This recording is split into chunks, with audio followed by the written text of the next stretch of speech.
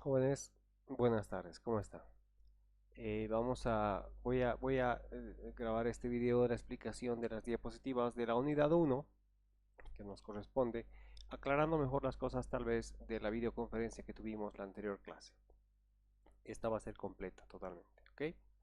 Entonces, vamos con las diapositivas directamente y vamos a iniciar con el tema que nos compete en esta asignatura en el segundo semestre del 2020, que es la edafología, ¿no?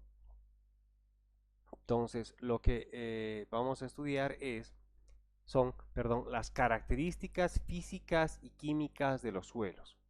Aquellas características que le dan esa fertilidad, esas condiciones adecuadas o inadecuadas para el cultivo de especies hortalizas, frutales, para la producción, ¿no?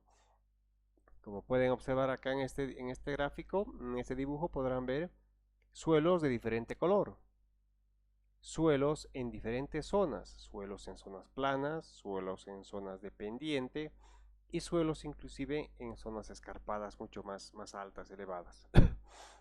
Cada suelo obviamente tiene sus diferencias químicas, físicas y biológicas, las cuales vamos a estudiar con la edafología. Vamos a ver primero los conceptos generales de edafología y la ciencia del suelo, ¿no? En estos puntos vamos a ver la introducción, fundamentación científica, que ya la hemos visto en la videoconferencia, ¿no? ¿Qué se entiende por suelo? Concepto sistémico de suelo, relación con las otras ciencias e importancia en las ciencias agrarias, ¿no? En la introducción vamos a resumir diciendo que el suelo es la base de la producción animal y vegetal y de su adecuado manejo depende que los alimentos sean constantes, crecientes y de buena calidad y además que esta explotación mejore y conserve su fertilidad. Los seres humanos obtenemos del suelo la mayoría de los alimentos, como hortalizas, frutas, cereales, etc., además de muchos otros materiales para el abrigo y la comodidad.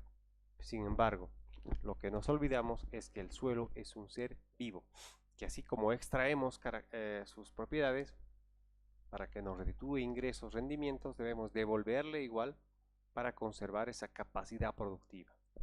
Entonces, la ciencia de la edafología nos sirve para conocer esas propiedades físicas y químicas biológicas que van variando a lo largo del tiempo y que deben ser repuestas de alguna manera para conservar su fertilidad y su capacidad productiva, ¿no?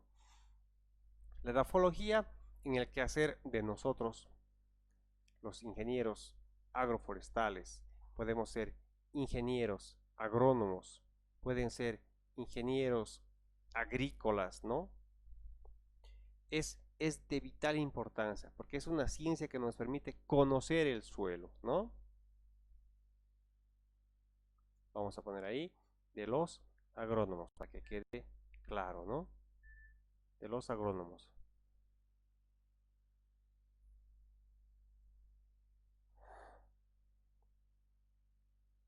Ahí estamos.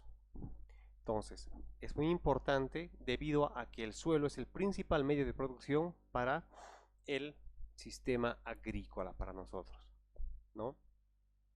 ¿Cuál es la fundamentación científica? Yo les había mencionado, ya que es científicamente fundamentado el estudio del suelo porque es el objeto de estudio. Entonces, una ciencia, para ser ciencia, debe tener un objeto de estudio, el cual es el suelo. El suelo es un ente natural, organizado, independiente, con propiedades que son el resultado de una serie de factores medioambientales sobre la roca madre, la roca subyacente, y que forma un sistema abierto. Por lo tanto, desde el punto de vista científico, el suelo constituye el objeto de estudio de la edafología. Toda ciencia debe tener un objeto de estudio y este caso es explícitamente el suelo, ¿no? ¿Qué lo estudia? La edafología estudia el suelo como un recurso natural en la superficie de la tierra, ¿no? Incluyendo su formación, a lo que llamamos técnicamente pedogénesis, su clasificación, su cartografía, es decir, el mapeo de la distribución de los tipos de suelo, características físicas y químicas, ¿no? Composición química, redundante, composición biológica, materia orgánica, materia viva, y por ende todo esto va a derivar en las características de fertilidad que tenga este suelo, ¿no? Y además todo lo relacionado con el uso y la gestión del suelo, su manejo, su conservación, ¿no? Los arreglos que se pueden hacer en el sistema productivo para mejorar, haciendo mejoras en el suelo para conservar esa capacidad productiva. Esta ciencia, la ciencia del suelo, agrupa dos ramas que son la pedología y la edafología. La pedología estudia la forma, la formación, la parte química, morfología, clasificación, etcétera, del suelo, pero de manera pura. No le interesa los réditos, los rendimientos, el beneficio que le puede dar al hombre. No. En cambio, la edafología sí estudia la influencia del suelo y su relación con los organismos y especialmente con las plantas, para ver en qué medida este suelo, a partir de sus propiedades físicas, químicas y biológicas, puede aportar nutrientes, dar vida, proveer rendimientos al ser humano, ¿no?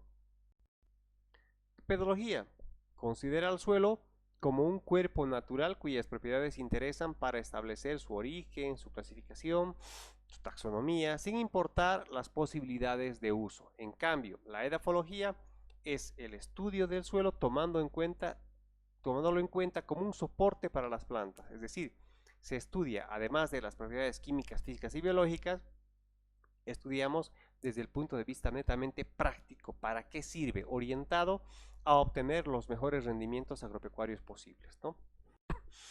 Entonces, la edafología es la ciencia que se encarga de estudiar al suelo en todos sus aspectos, desde su forma, su formación, su origen, su composición, las propiedades tanto físicas como químicas, biológicas, su formación, evolución, taxonomía y distribución, que nos deriva en su fertilidad, recuperación y conservación, ¿no? Todas esas características son así como en el dicho en el ser humano que decimos, de tal palo, tal astilla. Tal tipo de suelo, tal rendimiento tendrás. ¿Y de dónde partimos? De las características que vamos a estudiar del suelo, ¿correcto? Entonces, ¿qué entendemos por suelo? Hay diferentes visiones. Para un geólogo será pues simplemente el recubrimiento rocoso que hay sobre un cuerpo de agua, ¿no es cierto? También para el constructor, el suelo simplemente será un sitio sobre el cual colocará sus estructuras, sus cimientos sobre cimientos, o el sustrato en el que le va a suministrar algunos materiales, ¿no? Agregados que requiere para hacerlos, cascajo, arena, etcétera, ¿no? Muy bien, perdón. Para un ecólogo, pues es uno de los componentes del ecosistema, ¿no? Que estudia el ecólogo. Ecología significa estudio de la casa común. Estudia agua, estudia plantas, aire, animales. Y un componente de ese estudio ecológico es el suelo. Entonces el ecólogo lo verá simplemente como un componente. Para un químico es el laboratorio donde se producen reacciones entre las fases sólidas, gaseosas y líquidas del suelo. El suelo está compuesto de esas tres fases. Un antropólogo o un arqueólogo podrá ver el suelo como un tipo de registro del pasado, como un documento donde han sucedido cosas, ¿no? En el tiempo, cosas que han derivado en cambios químicos y físicos de la corteza terrestre, más no. Entonces, aquí hay que ver dos puntos de vista sumamente importantes. Hemos visto desde el punto de vista de cada profesión, geólogo, ecólogo, constructor civil, etc. Ahora veamos dos aspectos importantes, las dos caras de la moneda importantes en el sistema productivo. La visión del agricultor y la visión de nosotros los técnicos, los ingenieros. Para el agricultor será pues solamente un sitio, es así, donde ponen las semillas y va a producir cosechas.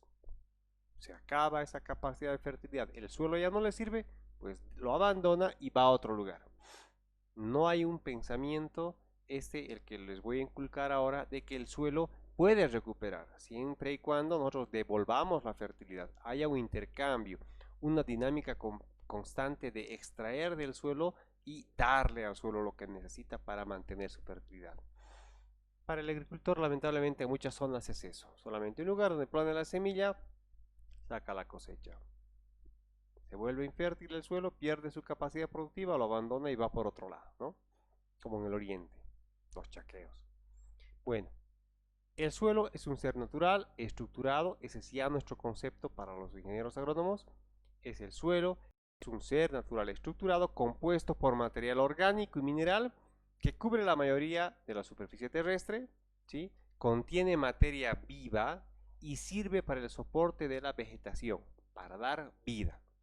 Se encuentra en constante cambio, es un ser, es un ente que está en constante dinamismo, en cambio, no es estático, y que para su formación y evolución depende de factores bióticos y abióticos. ¿Y cuáles son estos factores bióticos? Bueno, son los organismos, la materia viva, que a la larga se descompone bajo el suelo. ¿Cuáles son los factores abióticos que influyen en la formación, constitución, cambio del suelo? Pues son los factores climáticos, topográficos, o sea, relieve, y obviamente el tiempo, ¿no? Vamos a ver aquí un concepto sistémico del suelo, lo que les decía, el suelo es un ente complejo, dinámico y es permeable. ¿Por qué decimos que es complejo? ¿Por qué decimos que es dinámico y por qué decimos que es permeable? Decimos que es complejo porque el suelo está caracterizado por una atmósfera interna diversa, ¿no? Con una economía particular del agua. ¿Qué significa? El suelo es un almacén de agua, es un reservorio de agua, ¿no? De flora, de fauna, es decir, animales, ¿no? De distintas características, macrofauna, microfauna, macroflora, microflora, macro grande, micro microscópico, ¿no? Además de contener materia viva, contiene partículas minerales y otras partículas originarias, orgánicas, estando todos estos componentes fuertemente relacionados. Por eso es un sistema complejo. No es solamente un lugar donde pongo la semilla, produzco y me largo, me mando a largar, ¿no? Es dinámico porque el suelo adquiere progresivamente sus propiedades con la acción combinada del medio ambiente que le rodea. Si yo pongo restos orgánicos en el suelo, pues estos no se activan si no tienen agua y la temperatura adecuada, ¿correcto?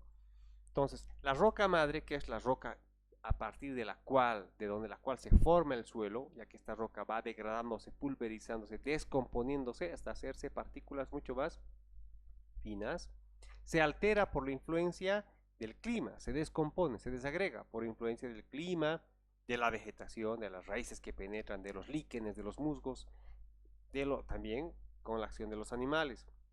Los residuos vegetales y animales son atacados por los microorganismos del suelo y forman un complejo orgánico que se denomina humus. Este no es un proceso de un día para el otro, es un proceso largo. La humificación de la materia orgánica. ¿Qué es la humificación? Es la descomposición hasta su mínima expresión y de fácil asimilación por las plantas de los restos orgánicos, el humus, ¿no? Y decimos que es permeable porque es un sistema abierto, ¿no? Esta permeabilidad repercute en mayor o menor facilidad en la degradación. Más expuesto al sol, más expuesto al agua, a la lluvia, etcétera, hay un flujo permeable de entrada y de salida. Además que de salida extraemos sus nutrientes en forma de cultivos, cosechas. Y debemos devolver, es permeable porque tiene que aceptar enmiendas, mejoras al suelo, abonado orgánico, aporte de cal, azufre, etcétera, ¿no? Entonces, de ahí que al suelo se lo ve desde un punto de vista de que es un sistema estructurado, vivo, capaz de albergar vida, ¿no? Complejo, dinámico y permeable. Existe una relación, obviamente, ya que hablamos de propiedades físicas y químicas, con varias ciencias básicas o fundamentales y con otras ciencias que son derivadas. Las ciencias básicas y fundamentales pues son matemáticas, física, química, biología.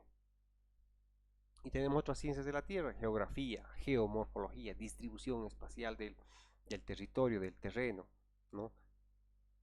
El clima, por ejemplo, mapa climático, el clima distribuido en el planeta, va a tener diferentes características de suelo, precipitación en el planeta, etcétera, ¿no? Bueno, y las ciencias aplicadas ya son esas, ¿no? Justamente estudio de suelos, estudio del clima, edafología, meteorología, ¿no? Estudios que específicamente, ciencias que tienen un objeto de estudio. La edafología, el suelo. La meteorología, el clima, ¿correcto? La fitopatología, pues, las plantas, ¿no? La geografía, la distribución territorial. La geología, las rocas. Todas al final echan mano de ciencias básicas, matemáticas, física, química, biología. ¿Cuál es la importancia de las ciencias agrarias? En las ciencias agrarias, de la edafología. Uno de los grandes desafíos de las ciencias agropecuarias es la correcta coordinación entre productividad y conservación del suelo. Dar y recibir, ¿no? Prácticas inadecuadas basadas en la sobreexplotación para la producción a corto plazo han provocado pérdida de la fertilidad del suelo, degradación, erosión de tierras, ¿no? Y el cambio de potencialidad edafológica. ¿A qué me refiero con potencialidad edafológica? Su capacidad productiva. Pierde un suelo con el constante uso y no reincorporación, devolución de sus nutrientes, ya sea en forma de abono, abonos verdes u otras formas de conservar este recurso. Para evitar estos problemas de uso, el técnico, ustedes deberán tener un conocimiento profundo acerca del suelo y sus características sobre el cual ustedes trabajan. La edafología, para quienes estudian ingeniería agronómica o ingeniería agroforestal, pues puede dar a conocer, es esencial para poder conocer las características del suelo, su potencialidad, sus limitaciones, posibles técnicas de mejora y cómo poder explotarlo. Para un ingeniero agrónomo, para un técnico superior en agropecuaria, para un ingeniero agroforestal, ¿cuál es el sustento de nuestro trabajo? ¿Cuál es el capital principal con el que trabajamos? Es el suelo. Por lo tanto, conocerlo es un deber como técnico. Ahora vamos a ver rápidamente a lo que es la génesis del suelo. Cuando hablo de génesis del suelo, estoy refiriéndome al origen del suelo, el génesis, el origen, ¿no? Vamos a ver.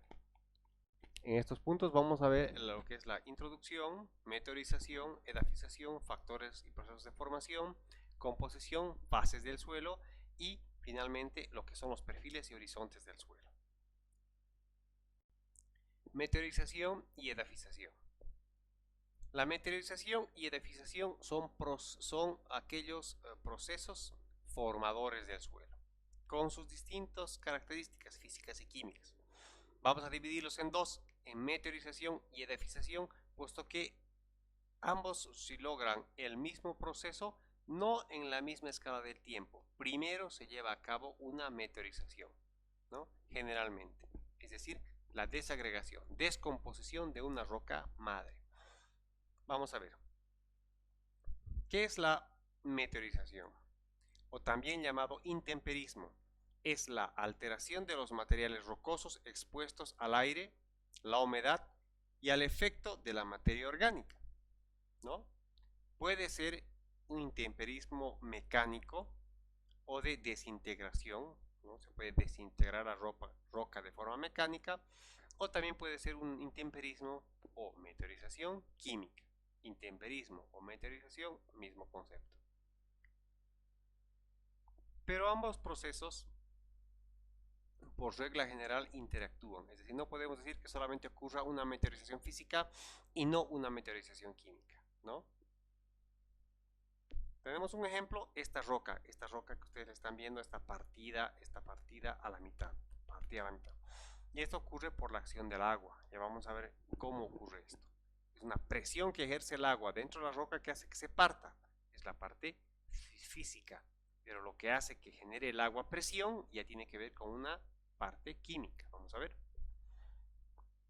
Tenemos meteorización.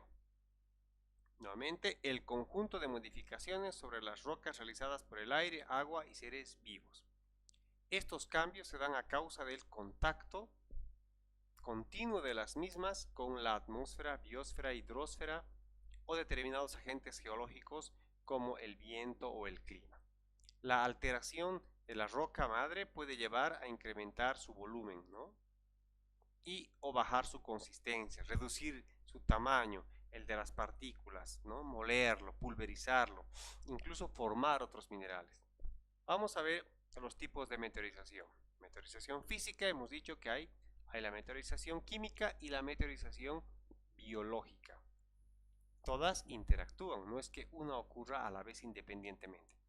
La meteorización física ocurre cuando la roca se fragmenta sin alterar su composición química mineralógica, por ejemplo, con la llamada gelifracción y gracias a los cambios de temperatura, ¿no?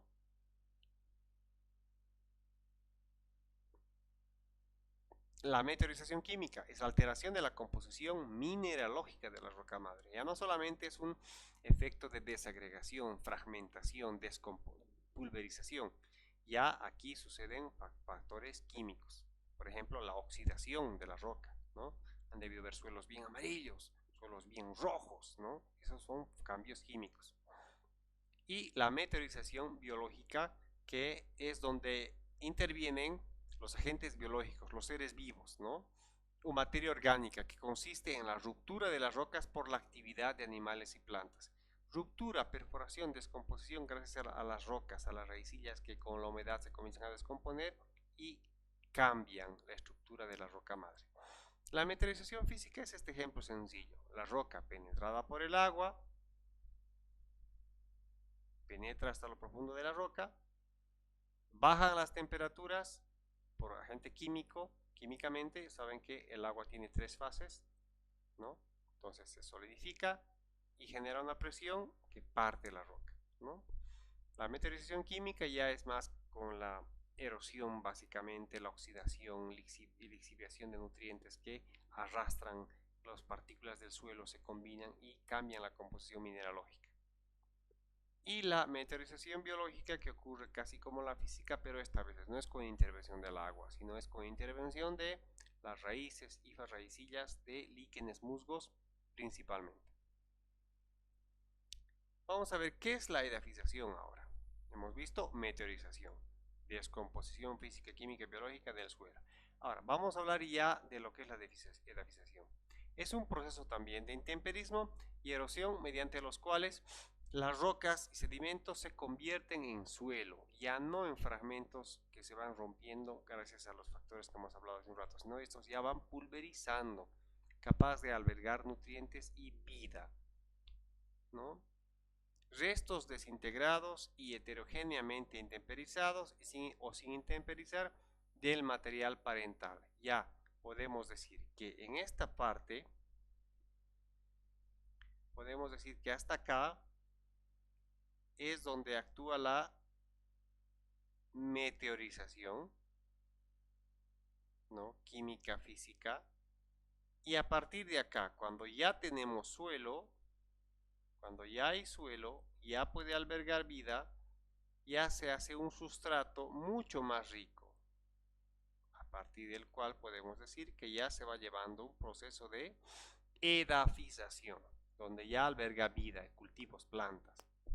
No significa que la meteorización deja de ocurrir ya en la fase de edafización, simplemente se va mermando, ¿no? Factores y procesos de formación en el suelo. ¿Cuáles son aquellos factores? ¿Qué son los procesos? Cuando hablamos de factores estamos hablando de los agentes formadores del suelo. Y de procesos estamos hablando de los procesos físicos, químicos, biológicos que hacen que esos agentes cambien el suelo.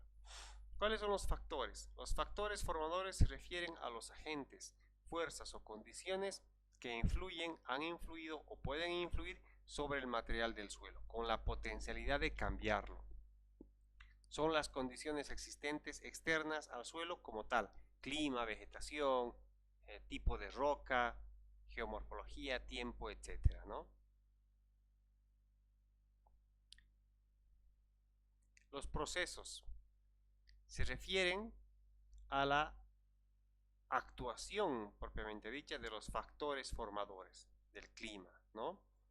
Hablamos del clima, la vegetación, la hidrología, geomorfología, tiempo, pero aquí a cómo actúan químicamente, físicamente, cuál es su acción sobre estas rocas.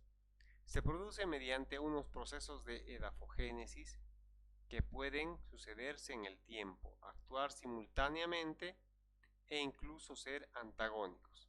Los procesos que actúan en un suelo se pueden agrupar en tres categorías, ¿no? Que las vamos a ver después. Vamos a ver el primer factor, clima. Vamos a ver un segundo factor, material parental. Un tercer factor, el relieve, o al cual llamamos topografía. Vamos a ver organismos.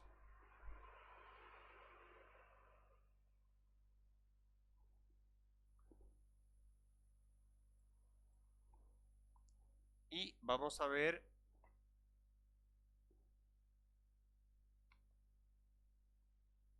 tiempo, ¿no? Tiempo.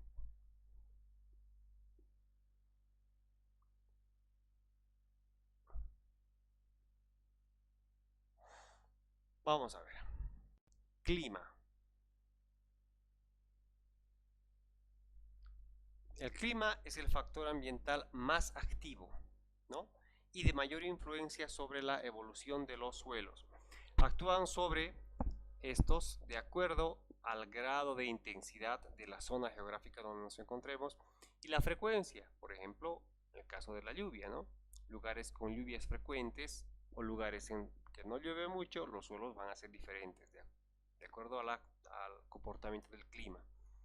Dentro de los factores climáticos se encuentran la precipitación, la temperatura, los vientos, los fenómenos de evapotranspiración. Yo ya he explicado qué es la evapotranspiración. La evapotranspiración es la pérdida de agua por parte del suelo, evaporación, y combinada con la pérdida de agua por parte de la planta, transpiración. Su influencia se da sobre el pH principalmente, en el contenido de materia orgánica, la formación de diferentes horizontes y la actividad microbiológica, ¿no? Vamos a ver que el clima actúa sobre estas otras características del suelo, que vamos a detallar en propiedades químicas cuando hablamos de pH. Clima, ejemplo, ¿cuáles son estos agentes?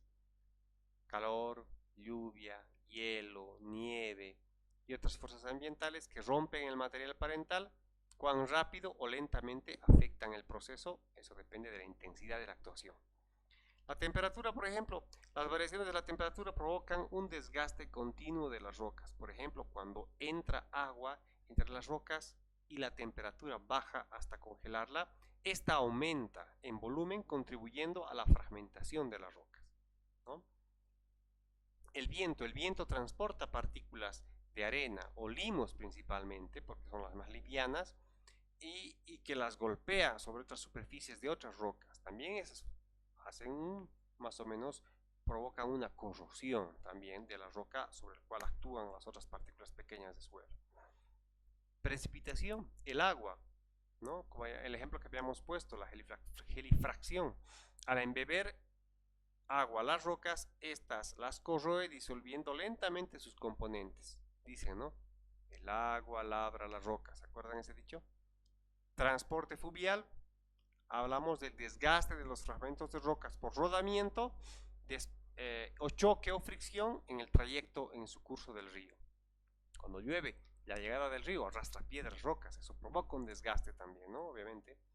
Así como por arrastre y descomposición de nuevos sedimentos. Vamos a ver esta imagen, observen. Tenemos aquí unas características de tipos de suelo en función de las condiciones climáticas.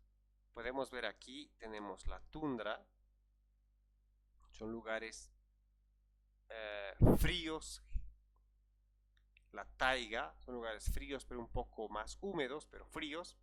Estepas, tenemos lugares fríos pero secos. Y tenemos los desiertos y los semidesiertos, obviamente, con muy poca precipitación pluvial, pero bastante temperatura. Y finalmente tenemos las sabanas, que ya son zonas de pasturas grandes, ¿no? Zonas de pasturas grandes, acá tenemos las sabanas.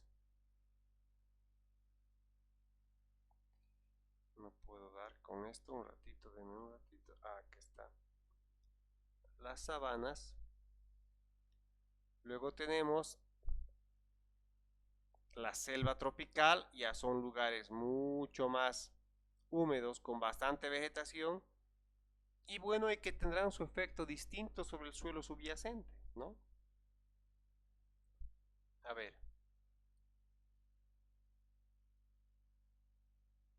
Vamos a ver, este es mi borrador. Borrar. Perfecto. Ahora sí, veamos a ver cómo actúa esto. La tundra, vean claramente en lugares fríos donde no hay poca precipitación, la profundidad del suelo no es mucha. El suelo no ha evolucionado. No son suelos jóvenes, no son suelos profundos. Taiga, lo mismo, ¿no? Aquí tal vez el suelo ya es un poco más profundo por las características climáticas, hay un poco más de humedad, ¿sí?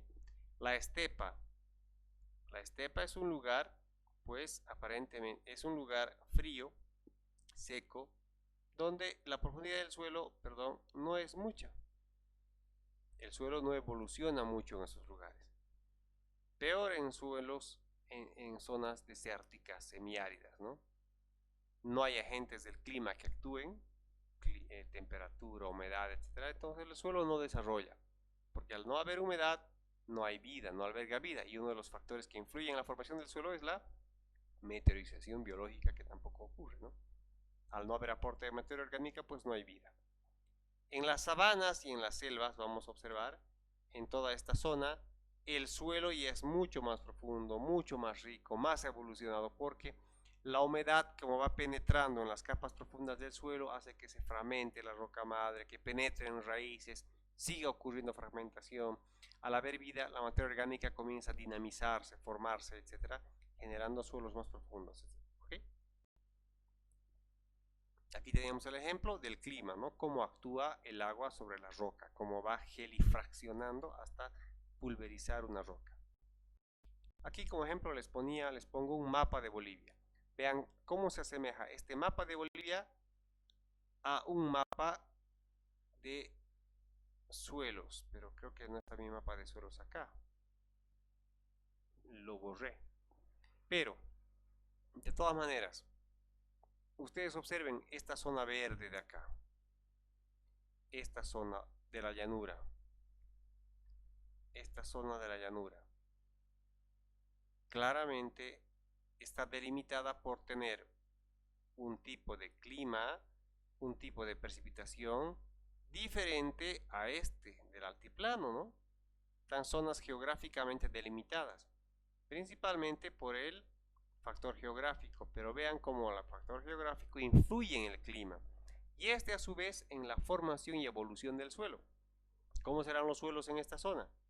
¿Cómo serán los suelos acá? Obviamente son muy distintos a los suelos acá y a los suelos del Chaco con los suelos de la parte amazónica, perdón, acá, ¿no? Entonces, esas características climáticas, miren, se relacionan mucho con las características del suelo que van a derivar en el futuro, conforme actúe el clima, haga evolucionar el suelo, ¿no? Tenemos una imagen de perfiles de suelo, es decir, hemos excavado para ver las características del suelo en zonas húmedas y en zonas secas. El color me indica que acá hay vida, acá no tanto, ¿no? Otro factor formador del suelo es el material parental, que podría ser material parental. Material de origen puede ser la roca madre, material orgánico o una superficie original de suelo antiguo, ¿no? O un depósito de agua, igual puede ser que al final se ha secado y ha formado ciertos sedimentos, restos orgánicos que pueden formar muy bien un sustrato. Por parte del viento, glaciación, volcanes, movimientos bajo la pendiente, etc. Pueden ocurrir muchos factores para ser originarios de suelo, material parental. Pero aquí nos basamos principalmente en la roca, ¿ya? Que es el 99.9% originador de suelos. El material del cual se forma o deriva el suelo, esa es la roca madre. Ese es el material parental. Sobre este factor influyen, ya hemos dicho, el clima, los organismos, factores activos, los cuales lo transforman dando como resultado un tipo de suelo determinado. De él se derivan los demás componentes, ¿no? Las demás propiedades físicas del suelo, el color, profundidad, ¿no? Mineralización, etc. Las propiedades químicas del suelo también, el pH, fertilidad, porcentaje de materia orgánica, todo eso dependerá de, en gran parte, en gran medida, de la roca del cual se haya originado el suelo. Aquí tenemos un pequeño gráfico en el cual nos muestra la evolución a partir del suelo, a partir de una meteorización, del suelo, ¿no? De una meteorización del suelo, que es básicamente la desintegración de la roca madre, donde este se vuelve un poco material parental más fino, y ya al albergar un poco de humedad y con materia orgánica, pues ya tiene vida y va generándose lo que llamamos la edafización, formándose ya el suelo propiamente dicho, capaz de albergar vida, ¿no? Aquí vemos en capas cómo va actuando, cómo las capas, los colores me indican características que han ido cambiando, variando de acuerdo a las condiciones climáticas en su tiempo, ¿no? Hemos dicho que el material parental va a dar origen al suelo y depende de la roca madre. Y para eso vamos a ver qué tipos de rocas hay. Hay las rocas ígneas.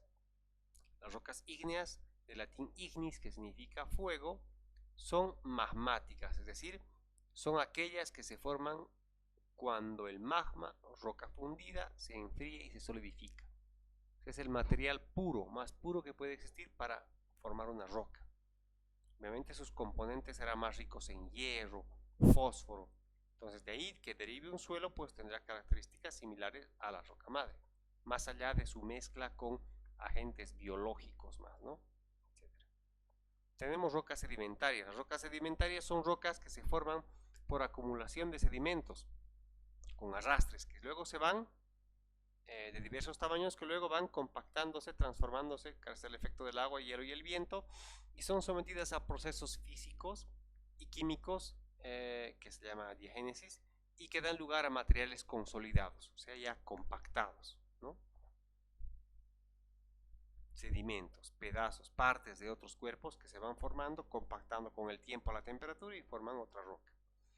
Y las metamórficas, estas rocas se originan a partir de rocas preexistentes, rocas ya consolidadas, que son sometidas a altas presiones, es obviamente en el subsuelo, en las profundidades del suelo, ¿sí? Y son cambios químicos o estructurales que suceden en los minerales de las rocas originales. Estos cambios se producen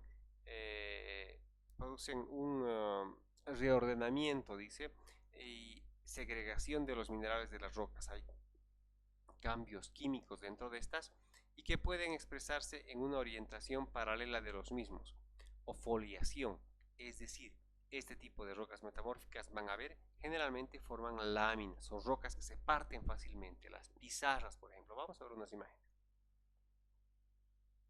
Tipos de rocas, un resumen: rocas magmáticas o rocas ígneas, metamórficas, sedimentarias, ¿no? Las rocas ígneas se originan al enfriarse el magma, es la lava del interior terrestre, y se solidifica roca. Metamórficas se forman por transformaciones de otras rocas, ¿no? Son sometidas a altas presiones y a temperatura sin llegar a fundirse, pero se compactan. Se forman las sedimentarias al consolidarse sedimentos de otros fragmentos, ¿no? Veamos las rocas ígneas, son aflorescencias de roca pura, ¿no? De un solo, generalmente color uniforme. Las rocas metamórficas son aquellas que se van formando, agregándose unas con otras. Y las sedimentarias lo mismo, son sedimentos generalmente laminares que son tan frágiles que se forman y se fragmentan rápido, forman láminas al depositarse, ¿no? Ven aquí la forma en forma de horizontes. Y aquí otras características más de las rocas, ¿no? Que es lo mismo, indica un poco más detalle algunos términos que manejamos para la descripción de rocas o orígenes del suelo. Por ejemplo, material aluvial, a que llamamos material aluvial, material lacustre, material marino, material eólico, material coluvial, que eso ya les había explicado básicamente un poco en la videoconferencia de la anterior semana, ¿no? Materiales transportados por las laderas de las montañas, por acción de la gravedad, etc. Factores, continuamos con los factores. Ya hemos visto clima, material parental y ahora vamos al relieve. Uno de los factores más importantes, ya que hacen referencia a la forma del terreno, a la forma y a la pendiente del terreno. Afecta directamente la acumulación y el acarreo de materiales, las cuales determinan la profundidad y evolución de un suelo, la concentración de sales, la erosión, etc. La localización y ubicación de un suelo en un paisaje puede afectar como, por ejemplo, en procesos, puede ser afectada por procesos climáticos, ¿no? La localización o ubicación del suelo en un paisaje puede ser afectado como puede ser representado como el efecto de los procesos climáticos. Los suelos en la base de las montañas, de las colinas, pues serán un poco más profundos, ¿no? Serán un poco más profundos que los suelos ubicados en las cimas de las montañas. ¿Y eso por qué? Porque captan más agua, la pendiente hace que se acumulen sedimentos, etc. Los suelos en pendiente, que con la cara más directamente van orientadas hacia el sol, podrían ser secados más rápidamente, menos materia orgánica, menos evolución del suelo, es decir, menos factores y agentes que actúen sobre el suelo. Podemos ver aquí una imagen de un relieve en el cual lo vamos a dividir en tres partes: una zona erosional, una zona transicional y una zona deposicional. Básicamente una zona donde hay erosión, una zona donde hay transporte y la otra zona donde se van a ir acumulando los sedimentos, haciendo lógicamente aquí un suelo más profundo con mayor contenido de humedad, acá un suelo tal vez no tan profundo con cierto contenido de partículas y nutrientes y cobertura vegetal, inclusive cultivos, y más arriba ya una zona de afloramiento rocoso, donde solamente está la roca madre siendo afectada por los factores climáticos para desintegrarse, fragmentarse y arrastrar sedimentos a la parte baja, ¿no? Aquí hay una imagen igual de los perfiles y las características de los suelos que difieren en función de la posición geográfica. Aquí yo les iba a mostrar, aquí está, es el mapa de las provincias fisiográficas, más o menos la distribución del tipo de topografía en cada zona y que más o menos se parece un poco a los tipos de uso de suelo. El mapa de la derecha es un mapa de uso de suelo. Este es un mapa de capacidad de uso de suelo. Aquellos con mayor capacidad de uso de suelo, observen, son los que están con verdecito, fosforescente. Y característicamente están en las zonas que son más planas. Aquellas que son zonas con depresiones, ¿no? Aquellas que son zonas con depresiones y montañas, colinas, estas, por ejemplo acá, ¿no? Pues miren, su capacidad de uso no va a ser muy buena, ¿no? Es muy limitada su uso, ¿no? El uso es muy limitado. En cambio, aquí en estas zonas donde el suelo, el terreno es más plano, los valles mesotérmicos orientales, pues la agricultura pues da para todo, ¿no? Vean el color verdecito, es una agricultura en limpio, totalmente intensiva, es decir, tiene las características de suelo adecuadas, ¿correcto? Y acá igual, una práctica que la vamos a hacer yo creo que antes de fin de año, con ustedes, que se llama transecto comunal, en el cual recorremos zonas desde una pendiente bastante alta, vamos descendiendo hasta llegar a la parte más baja de una zona, un territorio, diferenciando básicamente tres pisos ecológicos, pisos agroecológicos que van a tener características climáticas, de suelo y vegetación diferentes, ¿no? No podemos negar que los suelos de esta zona pues serán menos profundos, serán suelos jóvenes porque no están suelos evolucionados, no son profundos, poca cobertura vegetal, poca capacidad productiva. Conforme vayamos bajando, pues vamos a encontrar seguramente mejores condiciones para la agricultura. Y finalmente en la parte baja, en la zona deposicional, al tener suelos más profundos, suelos más evolucionados, pues las características para la agricultura mejorarán, ¿no?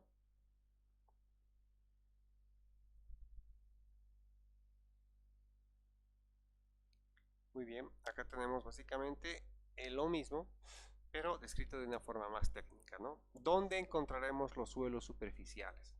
¿Dónde? Aquellos suelos donde ocurre la erosión, la zona erosional de un territorio, de un terreno.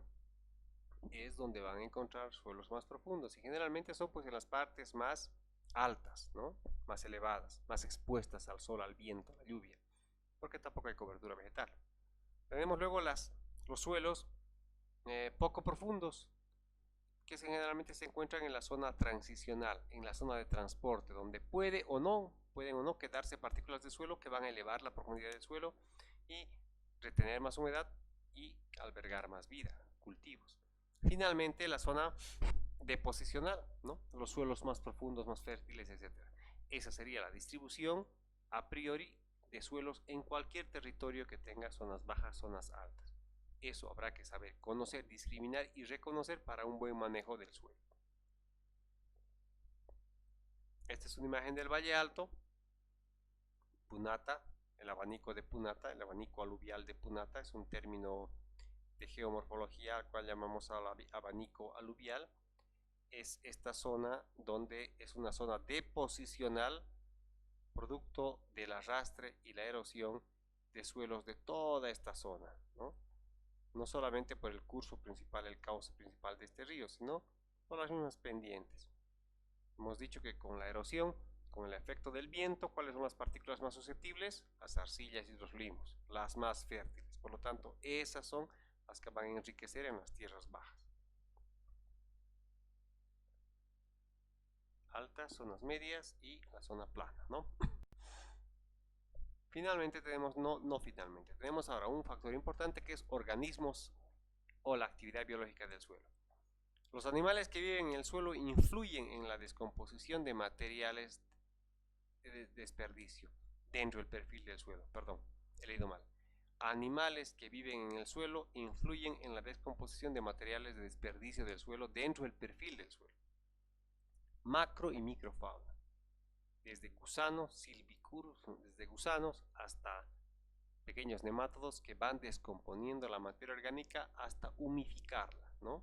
Hasta volverla la partícula más fina y es fácilmente asimilable por parte de la planta. Asimismo, la manera en que el hombre hace uso del suelo afecta al proceso de formación. Cuando hablamos de organismos como factor formador del suelo, también nos referimos al hombre, porque el ser humano es un organismo. El efecto antrópico, ¿no? El efecto antrópico. ¿Qué es el efecto antrópico? Es el efecto de la actividad humana, positiva o negativa, en su entorno ambiental. Por ejemplo, los líquenes son los pioneros de la vegetación, ¿no? Muriendo estos organismos generan un sustrato de materia orgánica que va a permitir el desarrollo del ciclo continuo de la vida, incorporándose al suelo, dándole vida al suelo, ¿no? Este ciclo continuo de muerte y vida de organismos participa de forma activa en la formación de la materia orgánica del suelo. Acá tenemos una pequeña imagen donde podemos observar justamente eso, cómo interactúan animales, macro, microfauna, bichos, gusanos, restos orgánicos que le dan vida al suelo, lo enriquecen y lo nutren de materia orgánica, ¿no? La actividad biológica es muy importante, jóvenes. Los organismos del suelo aportan una serie de servicios fundamentales para la sostenibilidad de todos los ecosistemas. Estos servicios no solo son decisivos para la función de los ecosistemas naturales, con el suelo como un componente importante, sino que constituye un recurso fundamental para el manejo sostenible de los sistemas agrícolas.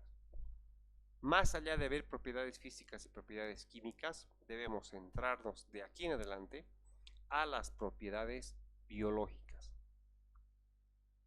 Son una manera de manejar de manera adecuada el suelo, conociendo estas propiedades, para que el suelo recupere o restituya su fertilidad. Cuando hablamos de propiedades químicas, está bien conocerlas para mejorarlas. Propiedades físicas, bien, conocerlas para mejorarlas. Pero lo que debemos evitar de ahora en adelante es evitar el uso de agentes químicos que van a degradar las propiedades biológicas del suelo, que son las que le dan vida al suelo. Los que participan en la humificación del suelo, en la retención de carbono del suelo, que es lo que le da vida a los cultivos, ¿no?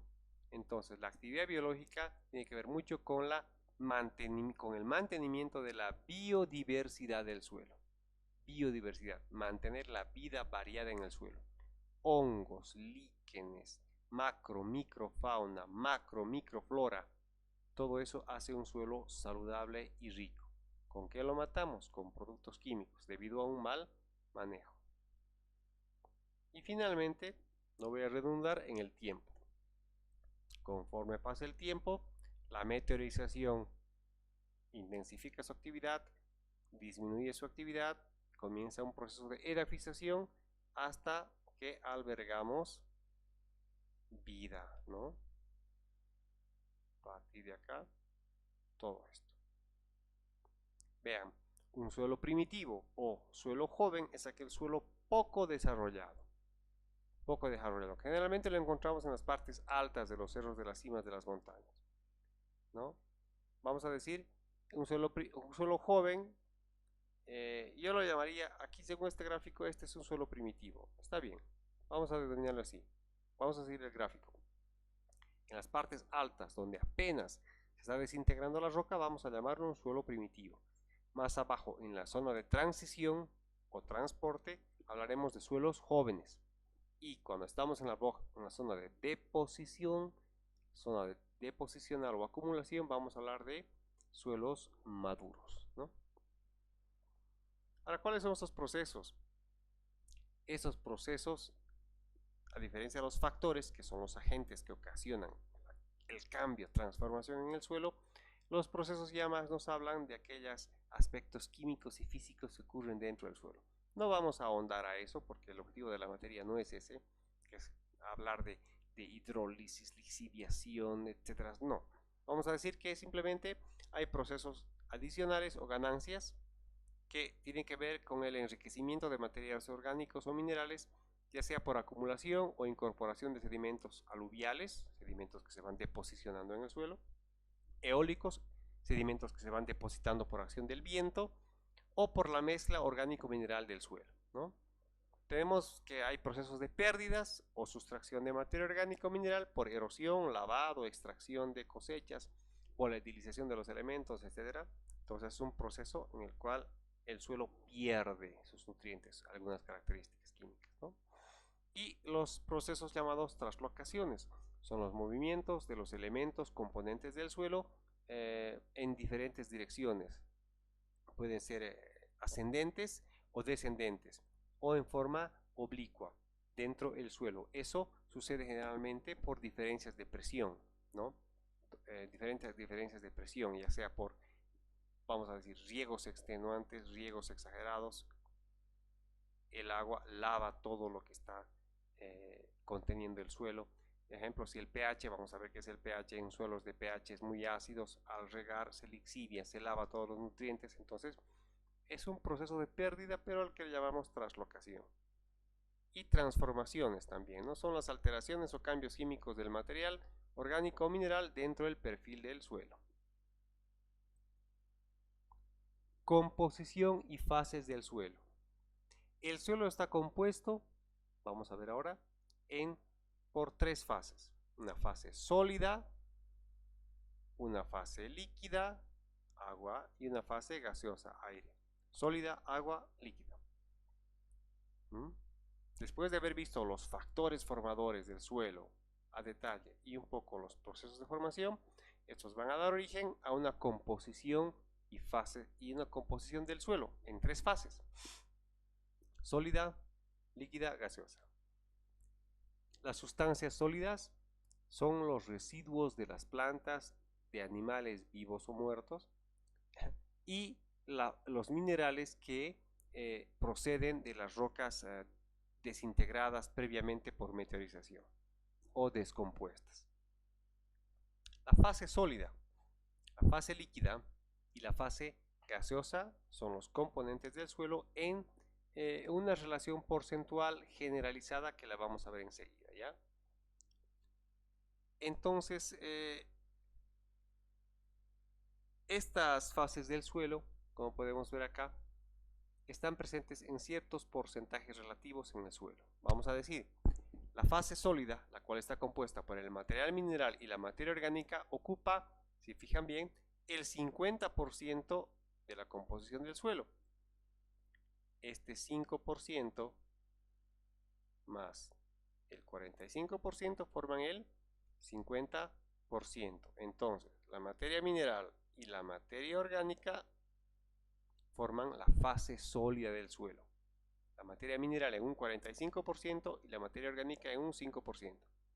La fase líquida estará conformada por el agua con un 25% y el aire ocupará un 25% aproximadamente del todo el volumen de un suelo. Entonces, para recordar, el suelo está compuesto de tres fases: sólida, líquida y gaseosa. La fase sólida por materia mineral y materia orgánica. Materia orgánica 5%, la materia mineral un 45% del suelo, y el agua y el aire se distribuyen a 25% cada uno. Veamos ahora qué es el perfil y horizontes del suelo. El perfil y horizontes del suelo son capas diferenciadas de suelo que se van formando por el efecto duradero o no de los agentes o factores formadores del suelo. Como la meteorización, descomposición del suelo, actúa desde la superficie y va perdiendo su intensidad conforme vamos profundizando en el perfil del suelo, hacia el interior del suelo, el material se altera de modo diferencial, de manera diferente, ¿no? Y como resultado de esta actuación de los procesos de alteración y formación del suelo, se pasa de un material homogéneo en un principio o uniforme, como es la roca madre, a un material heterogéneo, es decir, diferenciado y estratificado en capas, ¿sí? En capas, con diferentes propiedades químicas, físicas, es decir, se produce la horizonación del suelo. Se produce la horizonación de ese material subyacente que en un principio era roca madre, ahora se volvió suelo, pero incluso ya como suelo, las características se van diferenciando en capas diferentes, ¿no? Estas capas se denominan horizontes y su superposición constituyen los horizontes del suelo. Los horizontes constituyen, las unidades de estudio para la clasificación de suelos, para la taxonomía de suelos. Así como en botánica utilizábamos características netamente de morfología, tipos de flor, fruto para darles un nombre científico, el suelo también tiene un nombre científico, que se lo hace mediante el estudio de los perfiles y horizontes del suelo. Pero eso es más de la pedología que de la edafología, ¿ya? Los horizontes se ponen normalmente de manifiesto en el campo y en el perfil del suelo. Sin embargo, los datos de laboratorio servirán para confirmar o caracterizar y diferenciar propiamente cada horizonte, no simplemente por el cambio de color serán diferentes para una clasificación. Generalmente basta con tres propiedades para establecer horizontes del suelo. Para poder diferenciar los horizontes en el suelo, una vez que hagamos una calicata, que es un hoyo en el suelo, podemos ver básicamente la textura, el color y la estructura del suelo. Basta que esas tres cosas sean diferentes en cada capa, ¿no? Basta que estas sean diferentes en cada capa del suelo, pues podemos diferenciar y decir que este horizonte de acá es diferente al horizonte de más arriba o de más abajo, ¿no? El más mínimo cambio detectado en el color, en la textura, en la estructura de ese horizonte nos podrá dar ya una idea de las propiedades que tiene ese suelo con diferencia del siguiente de arriba y del de arriba, ¿no? Aquí tenemos un ejemplo de la formación de un tipo de suelo a partir de un tipo de roca madre especial, ¿no? Los horizontes representan precisamente esta característica de variabilidad por la variación regular de las propiedades y constituyentes del suelo, ¿no? En función de la profundidad del suelo. Las características más representativas de los suelos, rasgo que los diferencia claramente de las rocas. Las rocas son más compactas, de color, más sólidas, ¿no? En cambio el suelo ya es pues pulverizado, desintegrado, desintegración de la roca madre, con que ya alberga vides, mucha diferencia con una roca. Pero así, esos suelos van a diferenciarse unos de otros dependiendo a la acción de los agentes y factores formadores del suelo que van debilitando su acción conforme vamos penetrando adentro del suelo, ¿no? Entonces, por eso las diferencias de las capas de los suelos, la presencia de capas en el suelo. Aquí tenemos un horizonte de una calicata es 1 metro por 1 metro por 1 metro de profundidad de un hueco en el cual se van diferenciando los horizontes. Aparentemente a simple vista estos horizontes parecerían del mismo color, sin embargo no es así, ¿no? Sin embargo no es así. Hasta aquí se ha diferenciado una capa, un tipo de horizonte, porque si no es el color, es la estructura y la textura del suelo. Y otras características que yo les voy a enseñar a determinar como residente de presencia de acidez, alcalinidad, vamos a ver presencia de restos calcáreos, calcificación, etcétera, ¿no? Aquí tenemos otro horizonte muy diferente, el cual ya tiene incluso presencia de roca horizonte C, ¿no? Horizonte C. ¿Qué es el horizonte C? El horizonte C es un horizonte que ya tiene presencia de roca, ¿no? Aquí abajo, este sería por acá. Bueno, ese trabajito lo vamos a hacer al terminar la materia y yo pienso que ya de manera práctica en campo. La diferenciación de los horizontes en el suelo. No son como les mostré las imágenes anteriormente, bien diferenciaditos los horizontes. El suelo presenta simplemente una variación de color mínima. Lo que pasa es que ya internamente la estructura, profundidad del suelo va a variar, ¿no? Muy bien, jóvenes, ahí terminamos. Espero que esta clase haya sido buen complemento de la primera que hemos tenido. Y estudien, revisen el material de bibliografía que yo les he provisto para que por favor estén bien preparados para el momento de la evaluación. Recuerden, cada práctica tiene su puntuación, están detalladas en el punto de cronograma. Fíjense el cronograma de actividades que les he propuesto, las semanas. Ahorita estamos en la semana 3, de septiembre, y es la semana donde ya nos toca ver hasta la semana 6, me imagino, creo que es lo que es las propiedades físicas del suelo. ¿Ok? Muy bien, jóvenes, ahí nos vamos y un saludo para todos. Hasta luego.